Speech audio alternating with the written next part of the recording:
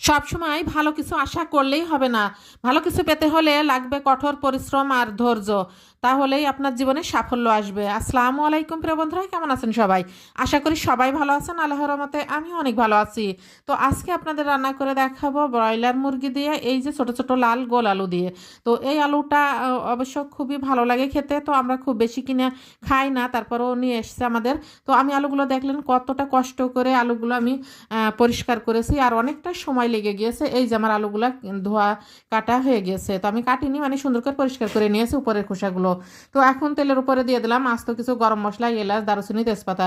এই মশলাটা একটু নাড়াচাড়া করার পরে এখানে দিয়ে দেবো পেঁয়াজ কুচি। আর ব্রয়লার মুরগিটা একদম টাটকা, আর হচ্ছে টাটকা মুরগি দিয়ে এইভাবে রান্না করলে খুবই ভালো লাগে। তো আমি মুরগিটা আজকে ভাজবো না। টাটকা মুরগি দেখবেন না ভেজে রান্না করলেও খুব ভালো লাগে, খুব সুন্দর করে কষিয়ে নিতে হয়। আর ফ্রিজে থাকলে সেই মুরগিগুলো একটু ভেজে নিলে একটু ভালো লাগে। তো দেখেন আমি পেঁয়াজের পরিমাণটা কতটা বেশি দিয়েছি, দেওয়ার পরে একটু হালকা করে ভেজে নিচ্ছি। ভাজার পরে আমি এখানে একে একে সব মশলা দিয়ে দেবো। আগে মুরগিটা একটু ভেজে নেবো এই পেঁয়াজের মধ্যে। পেঁয়াজটা হালকাই হয়ে গেলে আমি মুরগিটা দিয়ে দিয়েছি, দিয়ে আমি মুরগিটা একটু হালকা করে পেঁয়াজের মধ্যে ভেজে নেওয়ার পরে যে মানে মাংসে দেখবেন একটু পানি বের হয়, সেই পানিটা তেলটা বের হওয়ার পরে এখন আমি একে একে সব মশলা দিয়ে দিলাম। এখানে আদা রসুন বাটা দিয়েছি, জিরা বাটা দিয়েছি, শুকনো মরিচের বাটা দিয়েছি। আমি শুকনো মরিচটা একটু বেশি পরিমাণ দিয়েছি, বয়লার মুরগিতে একটু ঝাল হলে একটু ভালো লাগে খেতে। তাছাড়া আমি অনেকগুলো আলু দেবো। তো হলুদের গুঁড়া, স্বাদ মতো লবণ, সব কিছু দিয়ে সুন্দর করে কষিয়ে নিচ্ছি। এখানে আমি কোনো পানি ব্যবহার করিনি। সুন্দর করে মানে এই তেলে আর এই মুরগি থেকে যে পানি বের হয়েছে খুব ভালোভাবে কষানো হয়ে যাবে। আলুটাও খুব অল্প সময় সেদ্ধ হয়ে যাবে। আলুগুলো একদমই ছোট ছোট আলু, আর এই আলুগুলো খেতে সত্যি অনেক ভালো লাগে। তো আমরা খুব বেশি আলু কিনি না, খাইও না। তো ভাবলাম যে একদম টাটকা মুরগি দিয়ে এই আলু দিয়ে রান্না করব। তো দেখেন আমি সুন্দর করে আলু আর মুরগি কষিয়ে নিচ্ছি। কষানোর পরে কিন্তু মনে হয়েছে যে আলুগুলো সিদ্ধ হয়ে গিয়েছে। তো আমি এইভাবে আরও অনেকটা সময় ধরেই কষিয়ে নেব।